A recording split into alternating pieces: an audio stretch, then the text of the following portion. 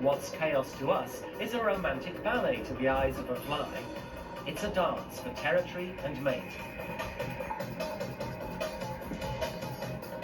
We can best appreciate flies by exploring the diversity that lives in just one place.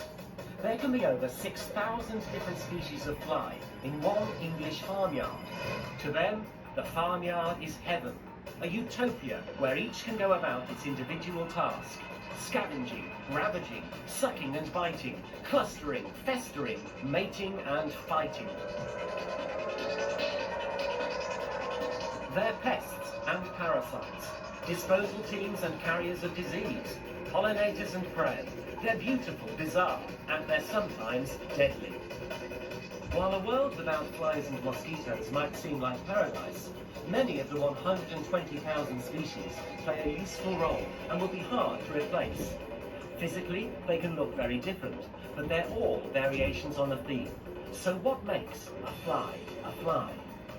This is no damsel in disguise. This no bee, and that's no wasp. Perhaps this is more like it, but flies that look like flies make up only a third of all fly species. All flies have one thing in common. They only have one pair of wings. Biologists call them diptera. That's Greek for two wings. You can see the difference here.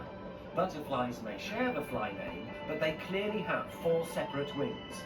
And it may be an insect that flies, but it's not a fly at all.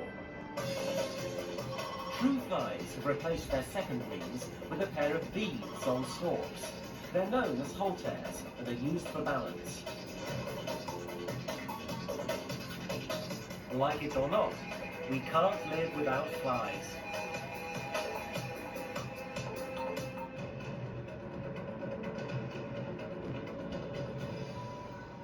A farm provides flies with a wide range of places to live.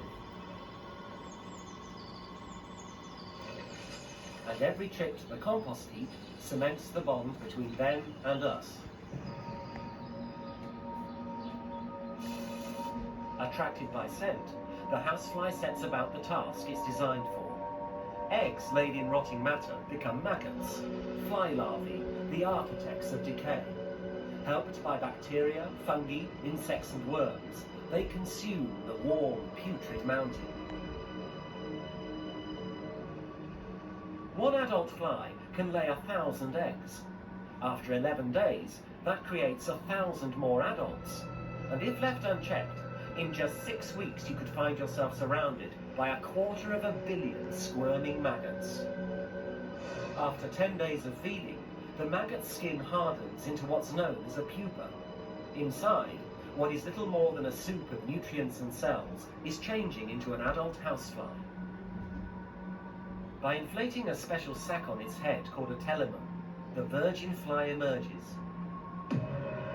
This is the only time the sac will ever be used.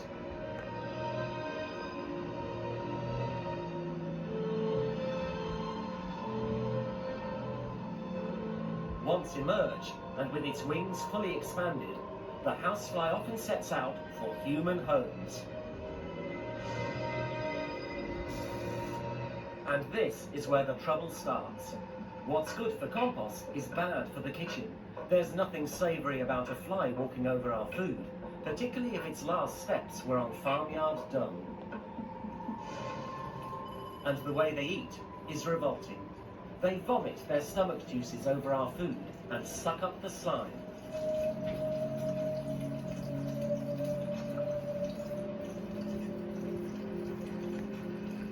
Every breath they take spreads disease, and every move they make leaves toxic footprints.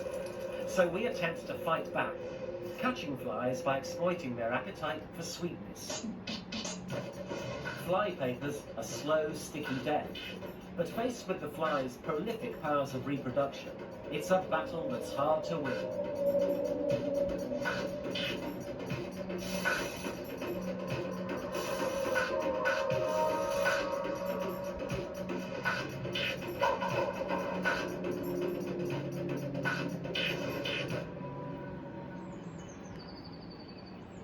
Houseflies were successful long before houses or even humans existed. but they've benefited greatly from our homes and our way of life. They've benefited from our husbandry of animals too, and flies can be deadly.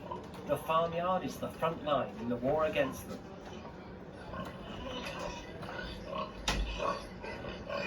To win this war, we need to employ sophisticated weaponry.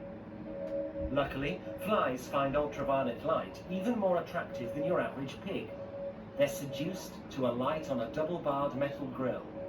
Touch bar 1, nothing. Touch bar 2, it's farewell.